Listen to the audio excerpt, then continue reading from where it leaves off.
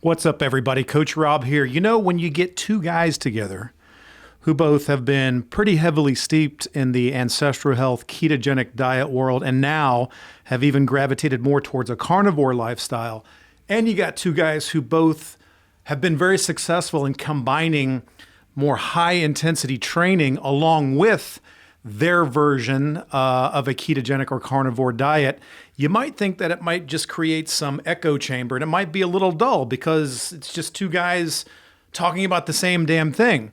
But I was reminded in this interview with Coach Bronson Dant, or Coach Bronson as he likes to be called, that although we have many similarities, simply not everybody dresses alike. And we had some slight differences, not many.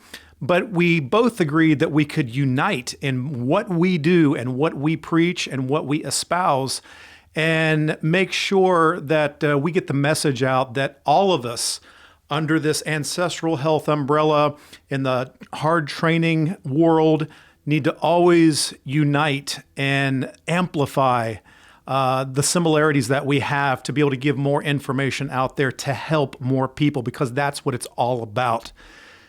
This interview lasted roughly an hour because I have no doubt that there's going to be more. There are so many things we could have talked about today, and we even talked about it a little bit off air, how, we could have poured down several rabbit holes. We could have went a lot deeper on the training aspect of this. And I think another interview is going to be needed in the near future. And we're going to talk a lot about the mental side of all of this and the mental aspects of it. And we can really dig deep into that world as well. So it is my great honor and privilege to bring you this interview that I had with Coach Bronson Dant. He is the owner of the YouTube channel Ultimate Ketogenic Fitness, and also has a book by the same title that you can get on Amazon or his website. All the links will be in the show notes. We had a really, really good time, and I know this is going to be the first of many, so enjoy.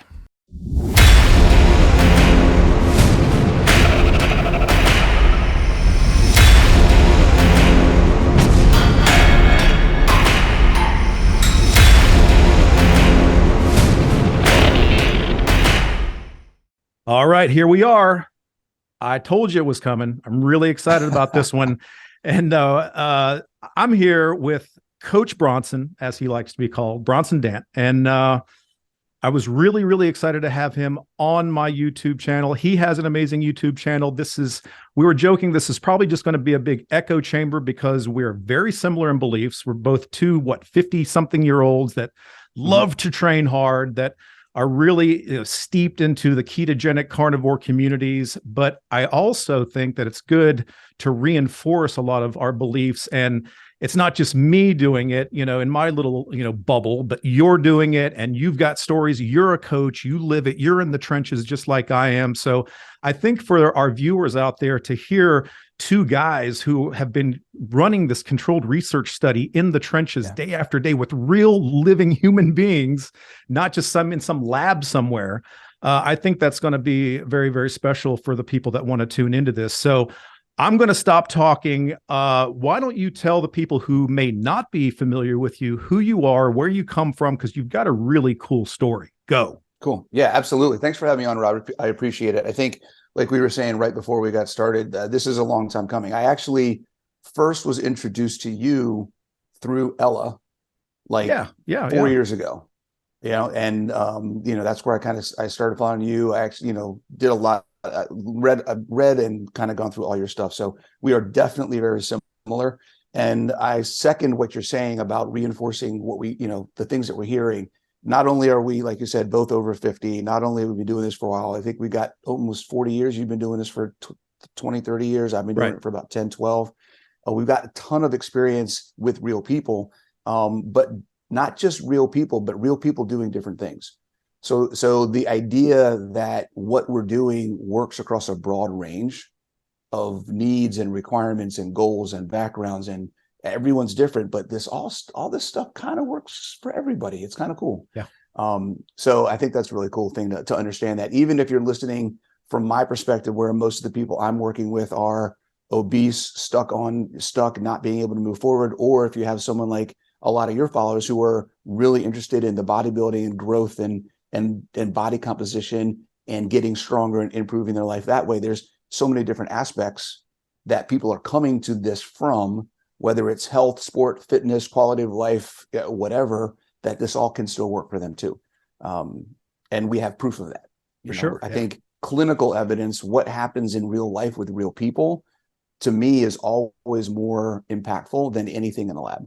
100%. I don't care what happens in the lab. What works with real people is what matters. Correct. So my experience, how far back do we want to go, man? We want to start when I was I don't care. This is super your fat gig. and out of weight and out of shape. So my journey starts, 14 years ago. I was in my late 30s. I was overweight, had a couple things that happened that kind of slapped me in the face, made me wake up and say, hey, something's got to change. Combination of the woman I was seeing at the time basically said, I don't mind if you be over shape. What I don't mind is your mentality and your acceptance of being out of shape. I want to be with somebody who's going to be trying to improve and better themselves. And you seem to be happy with where you are. And I don't know if I can deal with that. So that was kind of like, oh, wait, am I happy where I am? Do I want to get better? What does that mean? Et cetera. So that started that process. And then after that, shortly thereafter that, we were at the beach. My daughter took a picture of me. And if you go to a lot of my content, I don't have a lot of pictures back then because I didn't want to get pictures taken of me. And it was subconscious. It wasn't like I was thinking about don't take pictures. It just never happened. But yeah, we went to the beach. My daughter took a picture. I saw the picture and was like, whoa, hold on a second. I got man boobs. I got a gut hanging. Like, what is going on here?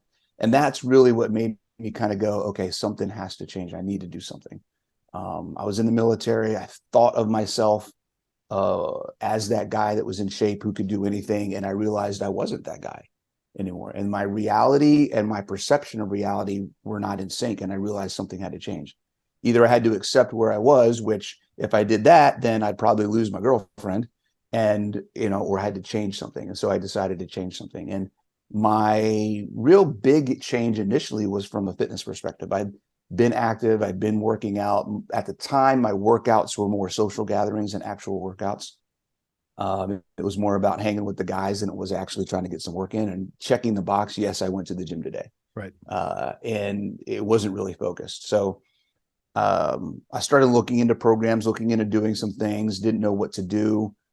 Shortly thereafter, ended up going on a cruise prior to my 40th birthday. It was my first cruise, went on it, met a guy on the cruise who owned a CrossFit gym, introduced me to CrossFit. I was like, I was on the elliptical and I saw this dude over in the side of the room with like a 90-pound dumbbell doing single arm dumbbell snatches. And I'm like, what in the fuck is this guy doing?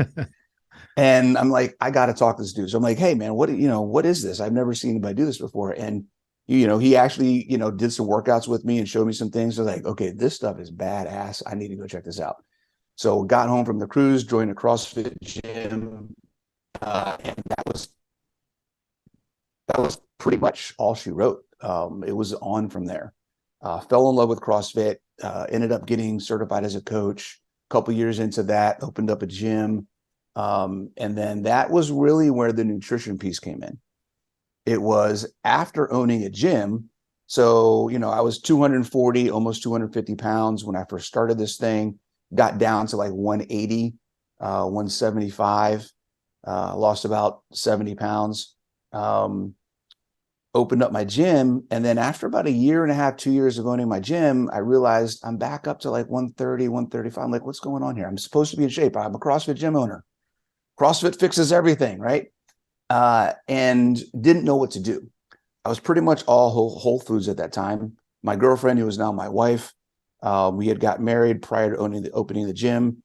She was a nutritionist, so I got into the Whole Foods, got into the Whole30 paleo, like everything was clean, but still tons of veggies. Realized I had other issues that weren't just weight related. I had gained a lot of the weight back, but I also had, IBS. I also had urgent bowels. I had a ton of other issues that were just taking control of my life. She came home one day and was like, hey, I just heard this podcast about this baker guy, this doctor on Rogan who's just eating meat. And I thought it might make a good elimination diet for you to see if you can fix some of your IBS and bowel issues. And I'm like, okay, let me look into it. There wasn't much at the time. This is May 2018, April 2018. And I'm like, okay, let me take a look. I found some stuff, found some groups, found some articles, did some research, and was like, all right, doesn't sound too bad. Let me try it. So May 1st, 2018, I just went cold turkey. I just stopped eating veggies, just ate whatever meat we had in the house. And within a month, I started noticing differences. It was probably 3 months before I really realized how impactful those differences were in my performance, in my health. I realized I wasn't worried about bathroom issues anymore. I didn't have the bloating and the gas and all the other issues that I was dealing with. And I don't want to underplay that as enough. I can't understate that enough, because it wasn't just that I was gassy. It wasn't just that I had bowel issues. It was literally controlling my life. I could not make a decision. I couldn't take a trip. I couldn't go to work. I couldn't do anything without making sure that I had evacuated or knew where I could evacuate myself if I needed to. It controlled literally everything. I was going 4, 5, 6 times a day. It was horrendous. It was absolutely horrible. And then I was also known, like, everybody knew you did not want to be in an enclosed space with me for longer than an hour, because at some point in time, you were going to get gassed out. It was just going to happen. It was bad, man. It was really bad. There were trips, like in the military. I was in the National Guard. I remember we took one trip where we were in a bus for like 4 hours. We had to stop 2 or 3 times just for me. And that entire time, I'm in the back of the bus with the windows open. Everybody else is in the bus with the windows open, because it was just like, sorry, guys, there's literally nothing I can do. There's 40 people on this bus, are all pissed off at me for 4 hours. It was bad. Wow. So about 3 months in, I realized all those issues were gone. Then I also realized, hey, wait a second, my performance is going up. I'm working out, at my, mid 40s now. I'm working out 3 days a week in a CrossFit gym, doing CrossFit workouts and stuff. I feel good in the workouts, but I felt like crap after the workouts. I could only work out 3 days a week. If I worked out more than 3 days a week, I felt like I got hit by a bus. It just was horrible. I had, in that span of time, while I owned my gym, the 2 years from owning the gym before I started Carnivore, I had 2 pulled calves, pulled hamstrings a couple times, pulled groin, labrum tears in both my shoulders, meniscus tear in my left knee. Prior to that, I had herniated discs in my neck that I've been dealing with. And all of these things never were improved. They weren't improving. They weren't getting better. And my recovery after workouts was horrible. I just felt like crap. 3 months in Carnivore, it's like, what the hell happened? I went from 3 days a week to 5 days a week. I could do 6 days if I really wanted to. And I felt good. It's like, and because of the added volume, because I felt better, everything was improving, right? My conditioning was better. My strength was better. I was setting PRs that I never thought I'd be able to set. I was reaching goals that I've been trying to hit for years on strength stuff, workouts that were benchmark workouts in CrossFit. It's like, I'm trying to beat these times or do whatever. It's like, I'm finally doing these things. It's like, what the hell is going on? All I did was stop eating veggies. I don't understand this. And that's where I really got digging into and started implementing some of the stuff in my gym with some of my clients and members at the gym, started doing challenges and things like that, and started seeing, hey, wait, this is working for them too. Right. Right. And from a CrossFit perspective, that was even more so, because you can't do high intensity interval training. You can't do functional fitness. You can't do CrossFit without carbs. What are you talking about? You need carbs to do everything. And realizing that you don't was really crazy, and digging into how that works and why that works. And even now, still learning things about that, 4 years later, has been an amazing experience. And now being able to take all the stuff I've learned and duplicate that over and over and over and over again with hundreds of people has been super fantastic. So that's kind of what brought me to this, just understanding that nutrition, and this is my message now. It's not just nutrition. It's not just fitness. You have to have them both. I talk about this all the time. It is 50-50. If your goal is quality of life, it's 50-50. If you want to just get big and strong, you can do fitness. I don't care what you eat. If you want to just get skinny, then you don't have to do fitness. It's what you eat. But if you really want a quality of life that is optimal for your body's ability to do things and you to experience life, you have to do both of them. Right. Yeah. I often say that it's, I'll say it's not, you always heard the term, it's 80% diet. And I always hate that. And I use it in a different approach. I say, no, it's 100% nutrition, 100% training, 100% recovery. And I'm not trying to do math here because I know that's 300%. What I'm saying is it's 100% effort. Yeah. It's synergy of effort that you have to do. You have to combine these elements. And most people are missing one of those elements. They're missing the training element, they're missing the nutrition element, or they're missing the recovery element, which is huge as well. But a question for you, we see this a lot where some people will come into this carnivore world and that are active, that are training hard. They will see a decline initially in their performance, and then it'll kind of start to ramp up over time. Some people, like including Professor Bart Kay, says, oh, it's 20 weeks, that you have to put up with declining performance, and then it starts to come back up. And I've actually seen that with some. And then I've seen people that go hard take a hard right into carnivore, and then just immediately crushing it. When I switched from keto, or what you would call traditional keto, eating a lot of animal-based foods and plant matter, when I went full carnivore, it was because I always felt bloated and gassy, not to your level, but enough to where it was uncomfortable. Right. And I noticed because I was a physique athlete, I was bodybuilding, and it's all about the aesthetic. So I noticed that from a convenience standpoint, meal prepping throughout the day, that it was just easier just to throw a steak on a skillet or just to scramble some eggs, not have to deal with the vegetable element of that.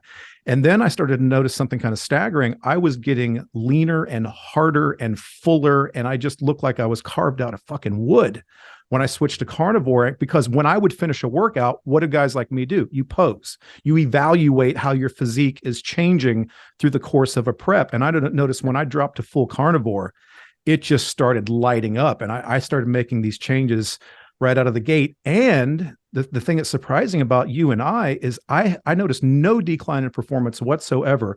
Now, to be fair, and I'm sure you know this about me, I will do a calculated small amount of carbohydrates sometimes before very strenuous workout sessions, like before a huge leg day or a huge back day or a pull day or something. I might do 18, 20 grams of a calculated carbohydrate 15, 20 minutes before with some sodium. And that not only helps me power through an extremely hard workout, but back to the aesthetic. It's a tool, it's a hack, because when I'm standing in front of the mirror after that workout to evaluate my physique as to how it would look in front of a judge, the carbohydrate, that tiny little bit of carbohydrate and that sodium made me more vascular, made me more separated. You get the pump and all this stuff. So when people say, oh, that's that guy that does all these carbs, bullshit. I do a tiny amount. It's still, the carbohydrate that I take in at the end of the day still only accounts for 3 to 6% of my total caloric intake for the entire day. But all of a sudden, everybody says I'm just pounding carbs like fucking crazy. Well, but, I think, again, that goes to understanding context and people's diving into things. I thought that about you for a while. When I first, heard about you, cyclic keto, and what I understood about CKD and things like that, I'm like, I don't understand why all this carbs. But then as you get more into it and you understand, like, okay, wait a second, that's very different. If you're talking a targeted 20 grams of carbs or something like that, that's very different than what a lot of people do when they cycle carbs, and they're dumping 100, 150 grams of carbs in post-workout. Yeah.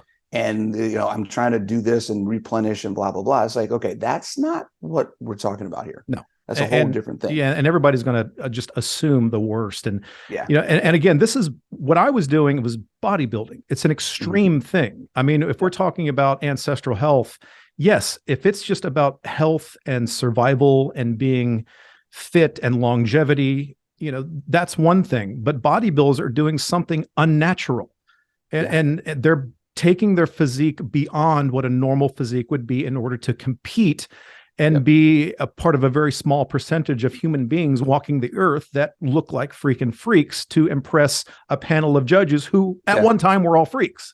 So it's a specific thing. And then now that I'm no longer competing, yes, it's the frequency of carbohydrate intake for me has gotten reduced even further. And it's just by feel. Like I've been doing this for so long.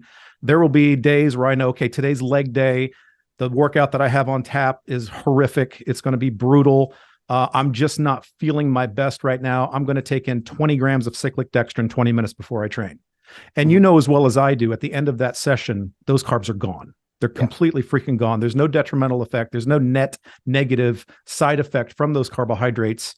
And I don't go off on I don't go on any carb bender right after that. I go right back to meat, eggs, fish or whatever.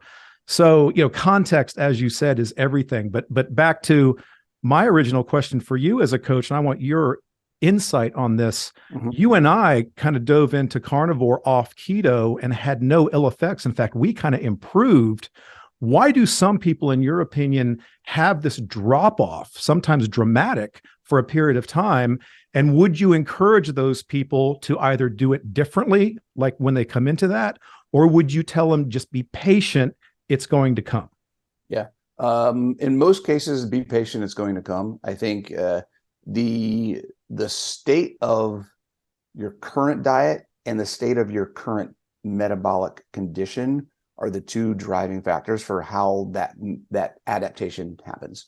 So if you could be in great shape, but if you're eating like crap, then your body's going to take a little bit more time. Right. And I was eating clean. So I was whole foods, 100% whole foods. I just had a lot of veggies, right? So there wasn't a lot of carbs necessarily. My issue was more about inflammation and fiber.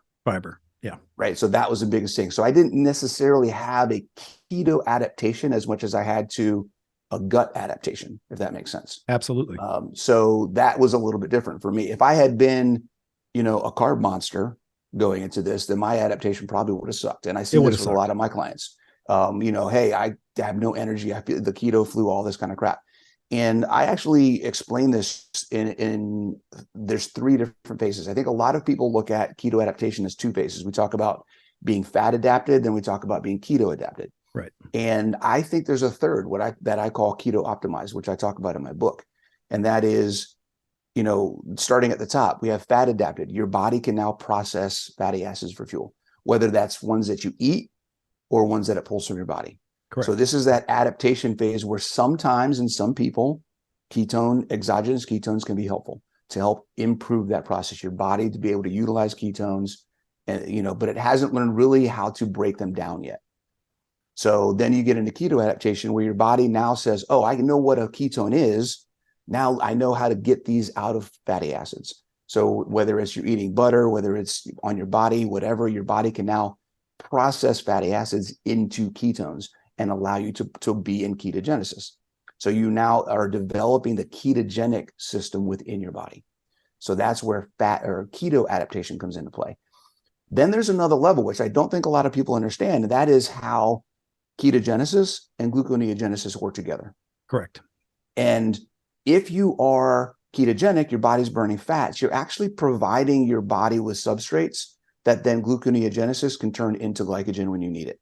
So that's where the sports and the athletic piece comes in. So it may take 3 months. It took me about 3 months to really start seeing PRs. I didn't see a drop off. I didn't have the keto flu. I didn't get really tired, but I did notice that my exercise, particularly the metabolic conditioning pieces, kind of was a little bit like, this isn't where I'm used to being. When it kicked in, when that third level kicked in and my body was like, oh, hey, you need more glycogen. I'm going to get good at providing you glycogen and replenishing your glycogen stores and all that kind of stuff, where gluconeogenesis started doing what it needed to do because I wasn't eating stuff to do its job for it. That's when everything kicked in. Right. Everything was crazy. It was like, holy crap. My energy's good. My metabolic conditioning, all my metcons went up. My strength went up. My recovery got better, everything. So for most people, initial everyday adaptation, 7 to 14 days, something like that. I think most people can get into it there where they feel good. They may actually adapt earlier, but where you start to feel good, feel okay with not eating carbs.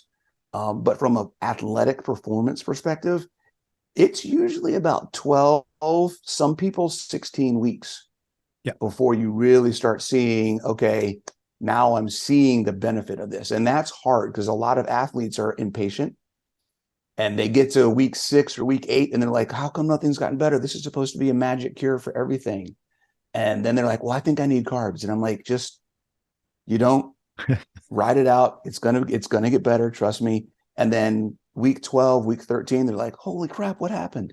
Every single time. Number one message from clients. I think I need like some carbs or like a refeed or something because like, Yep. my performance is down, and it's not that I want them or anything. I just, I think it Right. might help me. And I'm like, all right, It's hold not the that I phone. want to, yeah, it's Yeah. not that I want them. I just feel like I need them. Yeah. And then we know where that's going to lead. So yeah. Hmm. But no, I agree 100%. And, I think that, like you said, if somebody's coming from a total shit, super high carbs, 800 grams of carbs a day, and then you dump Right. to a carnivore diet, I think it's going to be devastating on your gut microbiome, your performance at first. That's why I think it's important to wean down. And I usually have my clients that are coming from standard American or whatever, or vegan or whatever, that want to go keto, carnivore. I'm literally reducing the carbohydrate and vegetable A little matter bit of time. a little bit at a time, like 20% here, 20% the next day. And then, we Yep. gradually bring them down. And then that seems to make a difference on how they do that. And back to the carb gluconeogenesis thing, I think also, and, you may disagree, and maybe this is just me and what I've found, but Hmm. I'm not a big fan, and I don't think you are either. I don't think it's wise to be in long-term ketosis, like constant. You get all these people like measuring ketones. I got to stay in ketosis, got to stay in ketosis. Then you start seeing some negative effects from that. Hmm. And that's where I think having an adequate level of protein is terribly important, especially when you're active. And I think those little dips out of ketosis and letting that gluconeogenesis occur, letting a small amounts of insulin secretion do its job is critical. I Yep. kind of do that the same way with that small amount of carbohydrates. That just made logical sense to me. I thought I'm going to, before training, I'm going to take this specific fuel source that I'm only going to utilize for a specific need for a very short period of time. Having that influx of carbohydrate matter is going to spare protein in my body to do its job for recovery purposes. And then as I come out of that training element, I'm then going to go back to ketosis, which I always do. I always dip back in. Hmm. I can feel it now. You know what that feels like now. And then, but you're still going to have those elements where gluconeogenesis is going to dip in and out because of protein intake with a large meal and so forth. So, are you kind of on that same bandwagon too? That it's, in other words, what I'm getting at is you see all these people, these dogmatic zealots that are saying it's got to be 70% fat or 80% fat, and too much protein will do this and detrimental, and it turns to freaking gummy bears and all this stuff. So where do you kind of stand on that division of macros and Yeah. gluconeogenesis, and small amounts of insulin, especially for active people, is actually a good thing? Yeah. So there's a lot to start with the long-term ketosis. And I agree. I think it's pretty, I think the majority of people who are up to date on what's going on right now in the world and science and how things are working, most of the people I've talked to that I have a lot of respect for, many doctors, many scientists, Bart K, there's a ton of people that are in the know about a lot of information who all seem to agree that long-term ketosis is not the goal. Even in that group, there are some who say that you want to be in ketosis, but you should break it every once in a while. And here's my issue with that. My issue is that I totally get that, but the solution for that is two things. Like you said, it's either some carbs or it's protein. And my issue and the struggle that I've had, because I have people ask me all the time, so and so is a keto person, but they're telling me I have to eat carbs. So the message at the front end is carbs are not essential. You don't need them to be healthy, but you need carbs in order to be healthy. Right. And it's like, what the hell do I do? I don't understand. And I'm addicted to carbs. If I do have some carbs, now I have to fight the mental battle of, well, I need carbs to be healthy, but I don't need them to be healthy, but I'm also addicted. And if I eat them, like, people are just getting all confused. And then on the protein side, there's the idea that protein can do the same thing. And I thought that for a long time. In the last year or so, I've been learning more about that. I just did an interview with Dr. Sivas. I did an interview with Bart K, where both of them were talking about it's not protein by itself. There's actually more of an understanding now. I'm sure you've heard of GLP-1 and how that Sure. works. Sure. And GLP-1 in phase 1 and phase 2 response of protein and fat combined is what we really need to get a good insulin response. And Dr. Sivas has clinical data. He's got thousands of people where he purposefully overfed protein and actually muted the insulin response from protein. So if you're getting protein and you're focusing on protein to get that insulin response, it needs to be protein with fat in your meal. So just lean protein by itself will lead to a lowered insulin response. So then you're not getting that same benefit from the protein on the insulin thing. So we absolutely need insulin every once in a while to break that ketosis. Bart K, I think, recommends at least once a day. Everyone's, some people say as long as you do it a couple times a week, it's whatever. But long-term ketosis, if you're low insulin, there's a lot of things hormonally, there's a lot of things electrolyte-wise, liver health-wise, that having high ketones in the blood is not a good thing.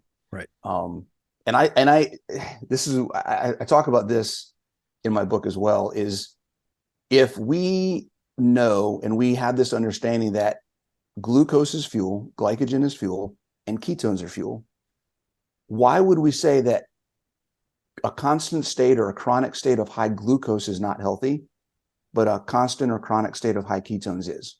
100%. If it's excess fuel, if it's excess things that your body can't do something with, how is that a good thing? Right. So always being in a state of either one or the other, to me, doesn't make sense. So I'm definitely on board of we should break ketosis every once in a while. Very good. So how do you divide? My protein to fat ratio is usually somewhere in the area of 30 to 40% protein, and the rest coming from fat, minus the scant amount that may or may not come from a tiny amount of carbohydrate that day. Some days that number is literally almost zero. Some days that's 3%, sometimes that's 6% carbohydrate. But for the most part, I like to be in that 35 to 40% protein range. That seems to be the sweet spot for me and many of my clients. Where do you fall in line with that? So I have no idea. And this is what makes me, I think, a little bit different than a lot of people in our space, and even just in health and fitness in general, is I don't look at calories at all. I won't say at all. It's at the literally, it's the last thing when I'm looking at nutrition recommendations. Because it's heat. Because it's heat. Our body, we don't eat calories. Right. It's just nor can you properly track calories. And people that say they can are lying. Track them. Nobody knows how many calories you actually burn in a day. No. It's all just random numbers pulled out of people's butts. And everything on a label is, as long as it can be, you can have a 20% variance and it still be allowed on a label. I mean, there are so many factors at play, the thermic effect of food. There's tons of variables at work here to make it literally almost impossible to truly calculate energy expenditure based on intake, and to round it down to some mystical measurement of heat, which is not a tangible element to count in the first place. So I actually have a video coming out with Bart in a couple of weeks where we talk about the difference between heat energy and chemical energy and how that whole thing works. So that should be really good. Outstanding. And it's crazy because, again, it's heat. We don't use heat to power ourselves. Right. But so here's the thing: if we're making the ground level assumption that calories don't really mean anything, we can't track them, our body doesn't use them, whatever, then determining our macro goals, determining our nutrition by a ratio of calories doesn't make sense to me. Right. Okay. No, so I agree. I agree. Yeah. So I don't use calories. To me, macros is amounts of food, unrelated to each other. Okay. So as our body can't use calories, we can't eat calories. At the same time, our bodies have no idea how much protein I'm eating in comparison to how much fat I'm eating. Correct. It just knows I need protein, I need fat. So I just look at the actual amounts of how much a person is eating, and then we evaluate each one individually. A lot of people use a sliding scale. It's a sliding lever. If I drop my fat, I have to up my protein. If I drop my protein, I have to up my fat, because I'm trying to fit within this mystical calorie number, because it has to be a ratio and they're tied to each other. And I untie them when I work with people. Let's disconnect those all together. How much protein do you need in a knob? It's evaluated and adjusted on its own. And how much fat do you need in a knob? It's evaluated and adjusted on its own. And that's how I do it. And I find it's much, much easier for people to understand and find a level that's sustainable for them. That allows you, whatever that percentage ends up being, has no bearing. Now, if you want to know what it is, you can figure out, okay, I'm eating this much, my percentage is 63-37. Right. Okay, great. But you're not trying to meet a ratio, you're trying to meet a need. And that's very different, I think, in how people actually do it. I equate it to going to a mechanic and saying, I need a tune-up. And what people do now, and if you think about this, it's kind of like, wait, that doesn't make sense. What people do now is they take their body to the mechanic and they say, hey, I need a tune-up. I need 15% or 20% or 30% gas and 80% oil, or vice versa, whatever the percent. They give the percentages to the mechanic, and he's going to look at you like, what are you talking about? Your car needs 17 gallons of gas and 6 quarts of oil. Yep. That's how your car works. The percentages of the two don't mean absolutely nothing.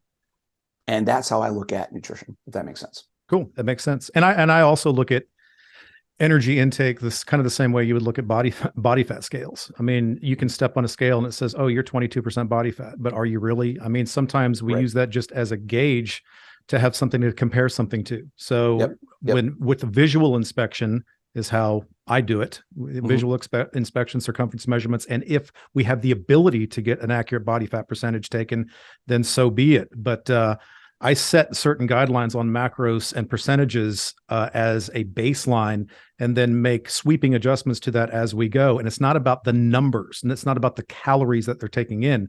It's about setting that baseline of intake relative to the baseline of output, and then making adjustments as the weeks and months go by to figure out where that individual needs to be, because everybody's freaking different. If it was all just about calories in, calories out, we'd all be in a big mess. Yeah, absolutely. I like to use the word thresholds for both protein and fat. Or fuel. So I talk about, you're very familiar with Ted Naiman and how that stuff works. And you know, we're both very much prioritize protein. I think we're both on the same sheet of music there. But you still need adequate fat. And that we can get into a whole nother discussion of the defining what high fat even means, because it means 8 different things to 8 different people. Oh, absolutely. But the idea that there's a protein threshold on the way down. There is a minimum amount of protein that you need to maintain metabolic health. And finding what that is, I think, one of the goals, right? Okay, I know I need, if for me to feel good in my workouts, have energy, get good sleep, my hormones seem fine, I'm recovering from my exercise, I'm not feeling worn down and run down, I'm not losing my hair, like all of these different things. Okay, my protein's probably fine. If any of those things are not happening or are happening, I probably need more protein. And it's always better to go higher in that estimate than lower. And then on the fuel side, you know, what are the things that we need for fuel, right? There's hormone stuff, there's energy stuff, there's body fat. Our body has a really good process for telling us when we're getting too much fuel. So on the fuel threshold side of things, how much fat can I take in where I feel good?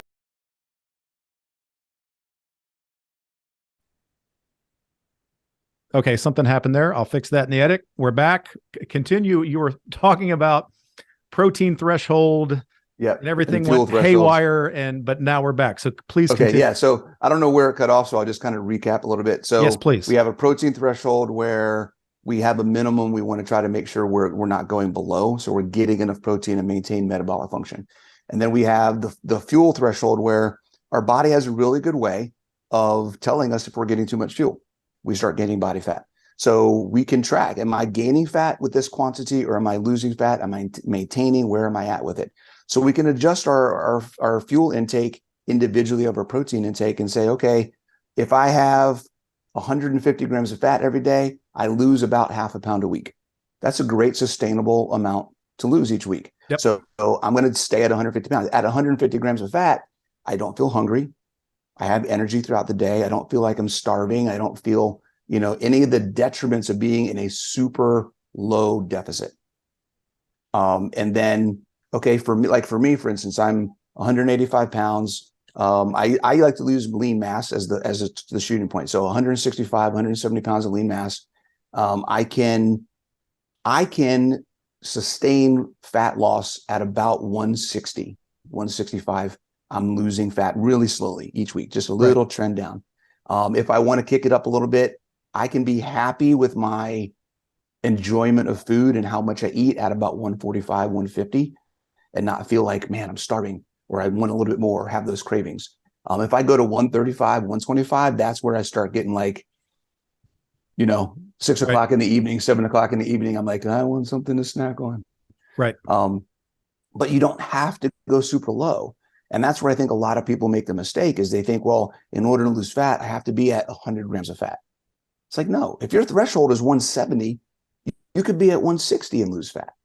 It doesn't have to be these giant, everybody wants to go to extremes. Well, I've been high fat, so now I'm going to go high protein. Well, what about all this ground in the middle? Where do you actually need to be to see the changes that you want to make and find that sweet spot where you can be happy, not killing yourself, and still see progress? Right. And it's different for everybody. I've got Yeah, dozens of clients. And if you look at the, for lack of a better term, just because when we talk about energy, when I adjust macros percentages with my clients, it's all over the map. And the adjustments that we make per the individual don't necessarily correlate to other people. It's all over. It's all over the map. And that's why these, there's dogma everywhere in the industry. But I think the people that are just settled on it's all calories in, calories out have definitely are missing a huge piece of this. And I think that dogmatic view is very damaging because we've learned so much since that ideology was formulated, and so much more comes into play. Yeah. And when people say, well, is it about calories or is it about hormones? I would say, yes, it's about all of it. We have to find the sweet spot for you. We have to investigate everything. Yeah. Well, so here's the other thing that I like. I feel like I'm in a space that's already going against the grain from the mainstream. But even within this space, sometimes I feel like I'm different. It's not hormones. It's not a hormone problem. It's a hormone stimulation problem. Correct. It's the things that we're doing to our bodies that are the problem. Your hormones are doing what they're supposed to do. You're just telling them to do the wrong things. Right. And that's where I think people get stuck. It's like, well, I need to fix my insulin. No, you don't need to fix your insulin. You need to stop making it be high all the time. Correct. You need to stop pairing insulin with glycogen and start pairing insulin with amino acids. You're going to see a huge change. Right. You have to find the driver. Stop doing there's things that are making your body, it's garbage in, garbage out, guys. So if you're telling I'm a 25 years in computer and IT, and if you put the wrong thing in, you're going to get the wrong thing out. And that's what we're doing. That's the problem. Correct. I agree 100%. So do you think that, I think there's I just did a video called Diet Wars, and I had to get it off my chest. It's just been driving me insane because you've got the keto community, you've got the carnivore community, you've now got the animal-based community, you've got, okay, well, carnivore was great, but now you have to throw in a bunch of fruit and honey, or now you got to do this, or now you have to do that. And I'm like, okay. And then there's all this infighting. Like everybody, like you have this group of carnivores that just went like full ape shit on Saladino and the Liver King and these guys. And then you've got the keto community going against the carnivores, and the carnivores going against the keto community. And then you got vegans fighting everybody. And it's almost gotten to where I find that the carnivore community is like almost like the new veganism in its zealotry. It's a shame. And, we're trying to bring people into this space to heal them, to cure them, to make them better human beings. And I said in my video, I said, it's like, we're trying to coax a squirrel to come eat and nibble out of our hand. We don't want to make any big sudden movements and scare the shit out of them. And that's what we're doing, because somebody may be making a change. Okay, I've gotten rid of seed oils. I've gotten rid of excess sugars. I've gotten rid of all these grains. And I'm now just eating meats and some vegetables and some butter, and I'm feeling great. And then you have somebody, you just jump in guns a-blazing, telling them that they're doing it wrong and you need to nix the vegetables. Or I made the reference the other day, I got into one of these Facebook carnivore groups, and this poor woman was just being accosted because she was drinking coffee, black coffee. Yep. Whether you think drinking coffee is right or wrong, let me go ahead and tell you, if this woman has made a wholesale change in her diet and she's still clinging on to a cup or two of coffee in the morning, Yeah. but she switched everything else over to a carnivore or a ketogenic or an animal-based diet. And we're going to piss her off and scare her away just as she was coming into the fold. Mm-hmm. I think that's just utter insanity. Are you seeing some of the same things? And how do you feel? Absolutely. Absolutely. People need to get over themselves. We live in a society where, and unfortunately, we see it everywhere today. If you're not like me, you're wrong. Yeah. And the idea that we could probably get into a whole societal conversation, but We could go deep on this. Away from that. Yeah. The goal is health. Yes. Everybody's path to that is going to be different. To make the assumption that everybody is going to do things the same way is idiotic. It's just there's no possible way that everyone can take the same path to get to the same place, because we're all starting from somewhere different. And that mindset is basically saying that, if everyone had to do everything the same way, why do we have different styles of clothing? Why do we have different styles of homes? Why do we have different styles of cars? If we're all the same, then we would all like the same things. We would all do the same things. We would all buy the same things. Everyone would be exactly the same. It's not freaking possible. So the idea, and I agree with you, here's the thing. Some of us are trying to bring other people in. Correct. And some of us are trying to get likes and follows, and it's all marketing. It's a shtick. It's a persona trying to pull people in to buy your product, to subscribe to your channel, to like, to follow, to buy, to consume, and they're losing sight of what the big picture is. I would rather be right and say, listen, admitting fault is another great thing that people in our space have got to learn how to deal with, because this is an evolving ecosystem.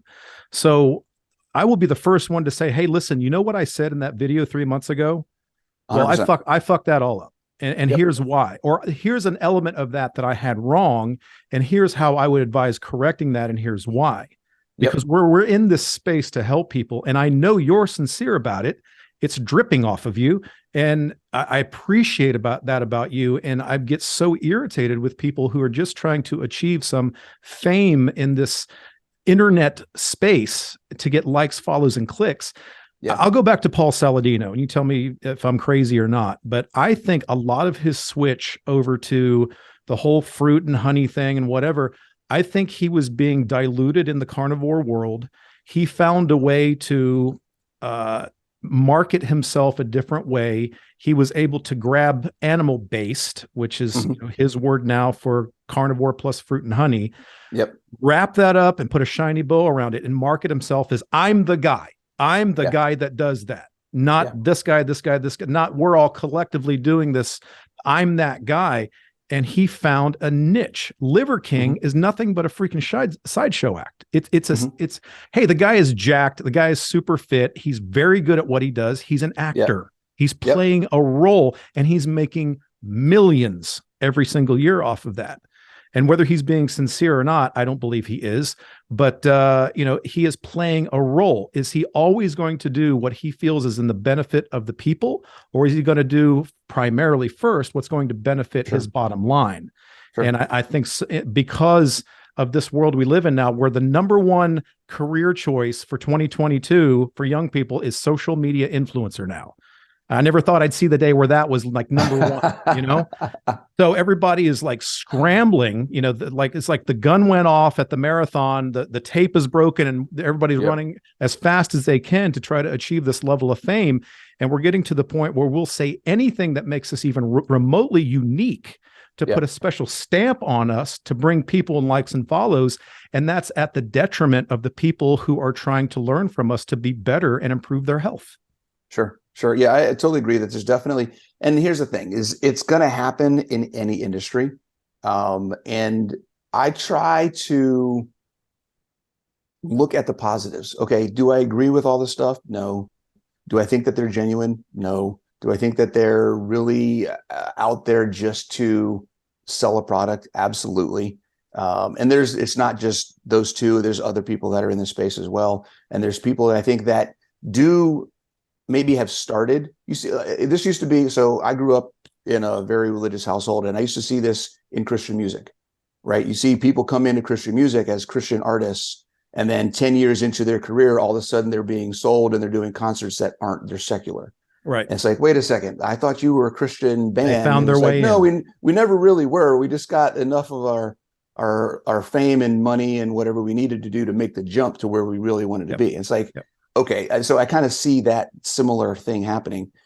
People who are changing their brand to be what they really want it to be, or what they think is going to be more effective, because their initial message wasn't. And then there are people who I think have had a good message and wanted to do some good things, who have been kind of swayed into, well, wait, I can make a lot of money doing this. And then they become more salesmen and influencers than they do coaches or people that are actually trying to impact. There's all different levels to it. I think the thing that I try to do, I try to stay as positive about the whole process as possible and focus on the fact that, look, I don't agree. I think that whatever their motives are, number one, it's not me. It's not my competition. It's not what I'm doing. It doesn't affect anything that I do. So Absolutely. I really don't fucking care. Yep. Right. Number two, I can only affect the people that I can affect. So I'm going to focus on doing my best to impact the people I can. And number three, on the outside fringes of this whole thing, they're helping somebody in some level. So even if it's just getting them exposed to what carnivore is, to what fitness is, and everything else, if it introduces these concepts to people that may not have heard it before, that's a bonus. 100%. Yeah. Maybe through that chain, maybe they can find me, maybe they can find you, maybe they can find someone that's actually going to want to help them. But the bigger they get, then I just look at that as maybe that's more of an entry point for more people to get into and understand what this is all about. So, I agree 100%. Yeah. If somebody comes into this space, in other words, if Debbie was following a standard American diet, was metabolically broken, was 80 pounds overweight, and something about Paul Saladino resonated with her, and she went from her lifestyle to eating meat, eggs, organs, fruit, and honey, she's still going to be way better off than if she'd stayed where she's at. And I have no argument with that. I don't have a fight with that. It's when all of these influencers come together and start beating the piss out of each other, saying, no, you're wrong, and that's wrong, and this is wrong, and that's wrong. And, I have a little bit of a problem with the carnivores that say it's meat, water, and salt, pal. And anything beyond that, we're going to tear up your card. You're going to be excommunicated from the community, and you're a freaking idiot. And I think that's lunacy. I think that's freaking lunacy. Because 100% agree. If you can sustain that, more power to you. I think it's great. Continue to do what you're doing. Michaela Peterson, great example. I mean, that poor girl, if she deviates from that, she's a train wreck. So I get it. But, I eat primarily meats, but I also I got attacked for eating chicken, for Christ's sake. You're not carnivore. It's not a ruminant. Poultry is not a ruminant, and it contains inflammatory blah, blah. I'm like, dude, chill. I'm 54 years old. My blood markers are perfect. I feel fantastic. I sleep like a baby. And I eat chicken and I drink a cup of coffee in the morning. Back the fuck off. Okay. Because what I'm doing, what you say, Coach Bronson, what you say in your videos, in your book, everything that you say, when somebody hires you, guess what they're going to get? The same damn thing. You're just going to bring them to a higher level. So what you're saying on your YouTube channel, what you're saying in your social media, what you're saying if somebody buys your book on Amazon, I'll put the link in here. What they're going to get is just an amplified version of that. You're sincere in what you do. When somebody watches my YouTube videos or listens to my podcast, and then they hire me as a coach, they're not going to all of a sudden say, well, this is sure as hell different than what he was saying on those 9 podcasts that I listened to, or what he said on YouTube. It's just going to be an amplified version of what I said. And I'm going to work with you individually and take it down to your unique level of your genetic makeup. And so, that's what we're doing. So it's the sincerity of it. It's the people that are just trying to make passive income off likes and follows and subscriptions and cookie cutter products and supplements. Yeah, I do have a problem with it, but at the same time, as long as the overwhelming majority of what they're doing is going to be helpful from, that metabolically deranged person that you see driving a cart through Walmart, then so be it. So it is kind of a slippery slope, but It I is. think the infighting is a little bit insane. And it used to be, how do you know if somebody's a vegan? Don't worry, they'll tell you. And no Mhm. offense, it used to always be, how do you know if somebody's a CrossFitter? Don't worry, they'll Sure. tell you. And Sure. but now it's getting to where it's, oh, do you want to know if somebody's a carnivore? Oh, don't worry, they'll tell They'll you. tell you. Absolutely. I never want Absolutely. to be lumped in with those people. Yeah, I think, and it's hard because when something works, people get excited about it. They want to buy into it. They want to feel community. So the only way you can really feel as being part of community is if you start building your identity around that thing. And Right. that's the problem. Instead of people identifying with, I'm improving my life and what the goal is and what the journey is about, they're identifying with the tool that they're using. Right. And 100%. understanding that the tool that they're using, number one, isn't going to work for everybody. And number two, at some point, they're going to need to change tools. Oh, for And that's sure. Yeah. where most of my business and most of my following and most of my clients come from. 90% or more of my clientele have bought into a version of the tool and then realized it didn't do for them what they wanted it to do. And then they're stuck. What do I do now? I've been keto for 5 years and I'm still not where I want to be. I've been carnivore for 2 years. I'm still not where I want to be. I don't know how to fix this. So that's where they come to me and say, okay, what do I do? And then we say, okay, well, here's where you're at, what you need to do and how we fix it. Um, because they realize there is no single solution, and you can't identify with the tool. You have to identify with where you're going. Right. And anybody that yells at anybody, I find it, I'm the same as you, man. I find it really hard sometimes in these groups to keep my mouth shut and be like, guys, just back the fuck off. Well, Like, there's an it's not advantage going to to being a work. grump. There's an advantage to being grumpy old men. We can get away with it a little bit more Yeah. than these young kids, you know. It's Um, really hard. Absolutely. so okay, you and I are strangers. We get into Mhm. an elevator together, and it just somehow pops up that you're on a carnivore diet. We're going to the 30th floor. In that amount of time, tell me what a carnivore diet means to you. Yeah. Um, The reason, the reason I only eat, I don't eat veggies personally because in my experience, vegetables have caused me more problems than not.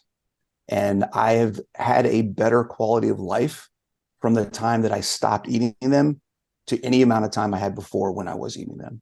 And that's probably the number one thing is everything that I've tried to do from a physical freedom perspective has improved the moment I stopped eating veggies. Okay, and so I'm That's still what it that means to me. I'm still that same stranger, and then I say Yep. to you, "Oh, well, that's cool, but so I heard that all you eat is steak, ribeyes, and water. Is that true?" Yeah.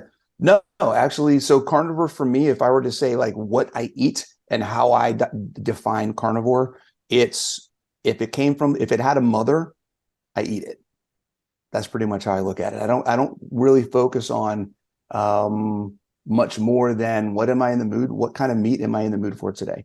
So I eat mostly, if I had to choose what I ate, I probably eat lamb, eggs, and butter as 80% of my meals on most occasions. That sounds wonderful. It's amazing, right? So I do steaks every once in a while. Filet is my favorite cut. Um, I do shrimp.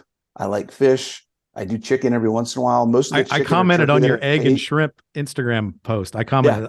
I do that all the time. I all the love time. that. It's fantastic. It's Yeah. fantastic. Yeah. I like we found some clean deli cuts of turkey and chicken. So I do that sometimes. Yep. I do mayonnaise. Oh my God, I do mayonnaise. I do avocado Oh, you're out of the mayonnaise, club. You're right? out of the club. So we do pork. So I like tuna salad, egg salad, or pulled pork salad. That sounds So I great. do like pulled pork. We do a lot of pulled pork in the crock pot. Then we put it in the fridge, let it cool down so it's cold, and then I mix in some like grated cheese, some seasoning, some salt, and then some mayonnaise with a little bit of Dijon mustard. Mix that all up. It's freaking amazing. So yeah, I mean that's kind of what I do as far as what I eat. It's 95% animal based with Yeah. some avocado and mayonnaise and mustard every once in a Do while. you ever do any carbohydrate or any fruit or anything like that? Mm-mm. Never. Whatever comes in my eggs. Or if Okay. I have cheese, it might have some in it. That's about it. Yeah, about the only thing I do is the aforementioned tiny amount of structured before a hard training session, or literally a handful. And I mean, I'm saying a tiny amount of like Yeah. blueberries and some full fat organic Greek yogurt. That's about as crazy as I Yeah. get. From And a fitness, from an exercise perspective, I've actually found that up dosing my sodium intake prior to a workout has made the most difference. oh, for sure. No, I So pound that's the sodium biggest before a thing. workout. Yeah. Yeah, that's the biggest thing I've noticed is I can Well, go it's the into a same workout thing. and just jam it. Right. If you're a physique competitor, and for people that have never competed or not in the sport of bodybuilding wouldn't know this, but when a physique competitor is about to take the stage and present their physique to the judges, Yeah.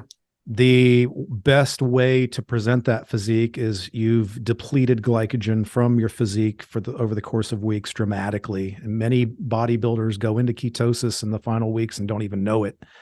And then right before you go on stage, you do a structured carb load and sodium load.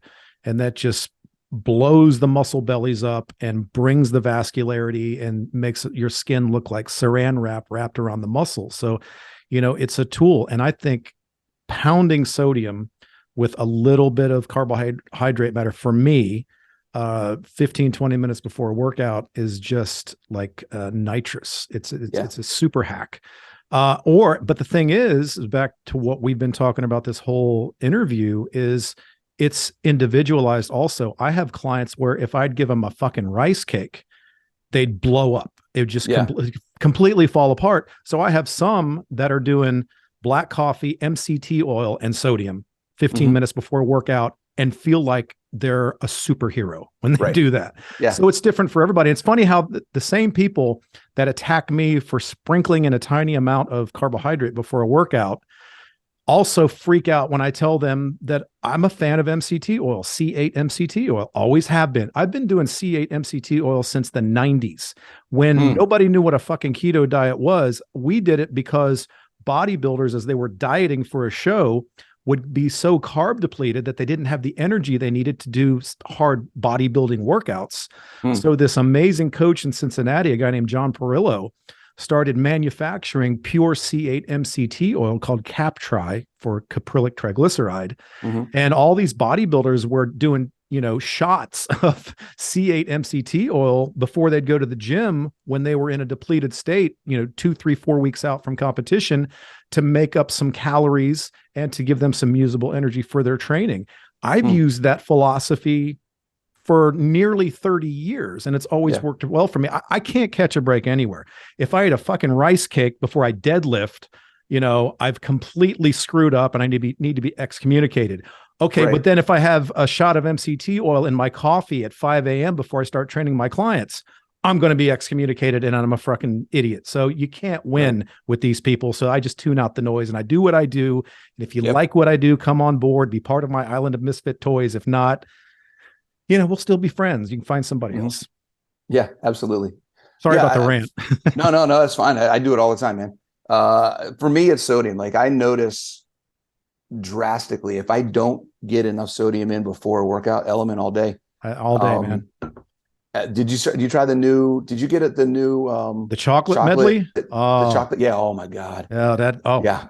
Dude. That chocolate caramel. Oh, there it is. Yep. It's the shit. It's the shit. I put it in coffee. Oh god.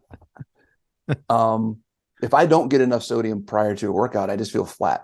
Oh, I do too. Energy is usually okay. I feel okay, but afterwards, now I'm not a physique competitor. I don't do bodybuilding. Right. My current goals, I'm much more functional. Although the last year or so, I have been focused on trying to gain lean mass. So I've been doing, and if you go to my YouTube channel, I have a playlist called No Carb Athlete, where over seven or so months, I just focused on maintaining my body fat while gaining lean mass. So I was able to do that over a 6-month period. I gained 5 or 6 pounds of muscle and didn't gain a single pound of fat. So I'm still going through that process. I'm trying to reach a certain goal of skeletal muscle mass. But I do like to. I'm dating a bodybuilder. I'm dating a competitive bodybuilder. And she, she's in there posing and I get in there, pose with her and we do stuff. And it's after a workout. It's kind of fun. Sure, yeah. But being able to see the difference, I look flat if I don't get enough sodium. Mhm. at the end of a workout. When I use sodium, I get the end of the workout. I'm like, holy crap, maybe I should get on stage. And she was like, yeah, you should do it. I'm like, no, I'm not doing No, that. I'm not going to do it. I have no desire to get on stage at all. But Yeah, back in the '90s, we used to drop crazy. bouillon. We back in the '90s, we used to drop 2 or 3 bouillon cubes into some hot water. We'd literally Yep. put a coffee mug into a microwave for like 3 minutes and take 3 of those shitty bouillon cubes, chicken bouillon Yep. cubes, throw it in there, and just tomahawk that before we went and lifted. And Yeah. it was Yeah. insane. Have you read D. Nicolantonio's book, Win? I haven't. No. Okay, get it if you haven't. It's basically a electrolyte guide to sports performance. Oh, outstanding. It's all of the things. It's broken up into, each chapter is like a concept that he discusses how electrolytes impact X, Y, or Z, with a whole full explanation, and then all the studies that he's referencing.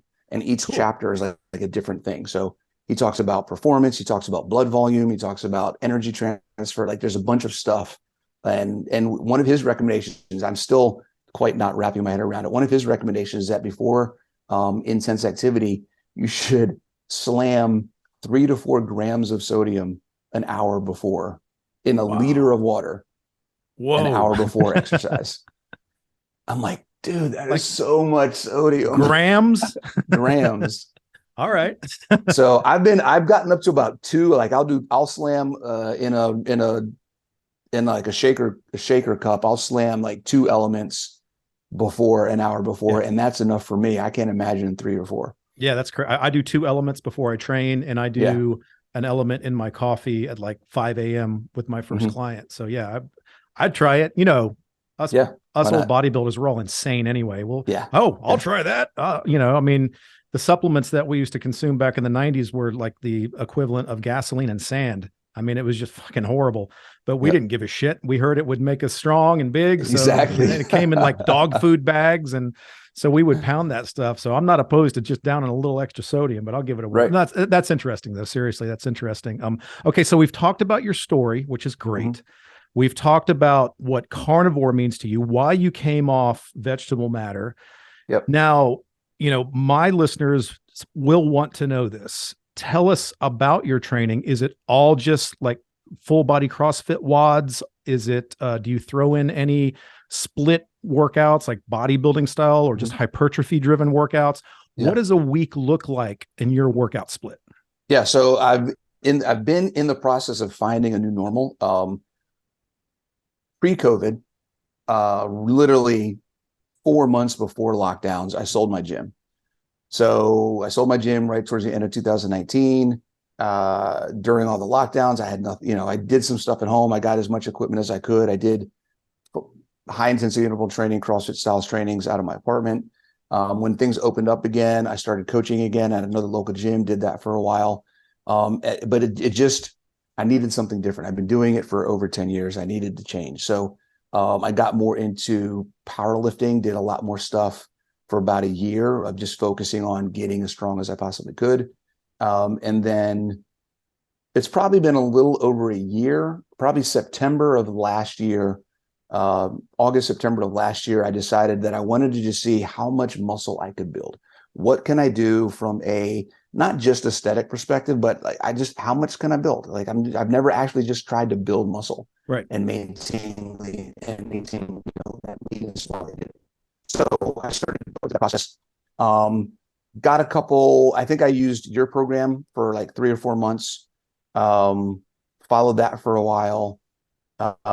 Changed into some other stuff. Played around with different things. Tried to find something to fit my schedule, routine, whatever. So I've been kind of in the bodybuilding space for a little over a year. great.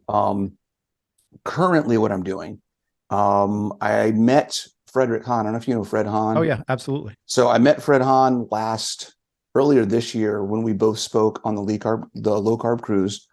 Was introduced to him, started looking more into HIIT, and trying to understand that a little bit, and trying to play around with what I'm trying to do in other things. So about 2 months ago, I started back up. I used to do it all the time. I haven't done it in 15 years. I started training BJJ again. So fitting BJJ into my lifting and trying to build lean mass was just trying to, how am I going to make all this work? So currently, this is where I'm at currently. Currently, I'm doing basically a upper lower split twice a week, but it's not in a 7-day period. It's, well, for example, let's say I start Monday, I'm doing a lower body split Monday, then I do BJJ, then I do upper body split, then I do BJJ, then I take a day off. Okay. And then I do upper body and then lower body. So I'm alternating. So I'm getting like every 3 days or every 4 days, I'm getting a repeat of what I just did. Got it. Yeah. Right. So if that makes any sense. I don't know if I explained that the right way, but so Perfect. I'll do legs a day, or like lower a day, upper, and then lower a day, upper, but there's enough of a space in between. So there's never more than a 4-day gap right in between each one. Okay, cool. With that, the programming that I'm doing, I've taken a little bit of HIIT and a little bit of like traditional bodybuilding. So I'm mixing in, and I'm playing around with this because I've never done this before. So I'm playing around with what makes sense. I'm doing smaller sets, smaller groups of sets. So I used to do, I'm an old conjugate guy.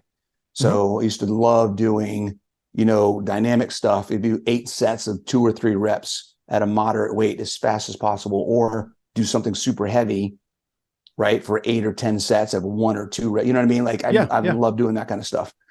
So this is different for me. I'll be honest with you, I hate if it's over 6 reps, I'm miserable. I hate that kind of stuff. So the traditional hypertrophy stuff is just like, I hate doing it. Like my girlfriend, Natalie, who I need to get you guys hooked up. So I don't know if you know the Keto Bikini Pro. She's been a keto bodybuilder for years. Awesome. She's in BW. She actually has a competition in 2 weeks. Cool. But she's doing her coach has her doing like 30 rep sets, supersets and stuff right now. And she's like, I hate my life. I've been so I'm there. like, I will never do that. I will never do 30 rep sets. But so now I'm doing I'll do a 3 or 4 set. Like let's say I'm doing incline bench press. I'll do 2 warm-up sets, working up to a working weight. Then I'll do 1 set at like the next level up of max reps. And then I'll drop down to the first weight that I did and then do another max reps. Got it. And then I'm done. And that's what I do. So I do that for my main lifts, and then I'll do some accessory stuff and things like that for volume. But that's kind of what I'm doing right now. Outstanding. Well, I think we've covered Coach Bronson episode 1. I hope we can do this again. Yeah, for sure. I don't want to take this too long. I think this has been perfect. I'm so honored to have you on the show. Hey, I've been looking forward to it, man. I appreciate it. Where can people find you? Just Google Ultimate Ketogenic Fitness and most of my stuff should pop up. So my website is ultimateketogenicfitness.com. My YouTube channel is the same. My book is the same. If you go to Amazon, it's the Ultimate Ketogenic Fitness book. And then on Instagram, if you want to follow me on Instagram, it's Coach_Bronson_keto. I will put it all in the show notes and make sure everybody knows exactly where to go. Cool, man. Coach Bronson, it's been an absolute honor and privilege. This was a lot of freaking fun. Yeah. And I hope you'll do me the honor of doing this again sometime. Yeah, I'm totally down, man. We haven't even talked about mindset stuff and what it takes to actually stick I was just thinking about that. Make it happen. I thought if we keep going, this is going to be 3 hours. Yeah. And so let's get together again soon and let's go down that rabbit hole, because I think that's going to be really, really cool. If you would honor me to do that. Absolutely, man. All right, brother. I'm going to let you go. Let's stay in touch. And thank you for being here. I know the listeners are going to love it. And until next time, man, keep on keeping on. I think what you're doing is fucking awesome. Hey, same for you, man. Keep it up. All right, brother.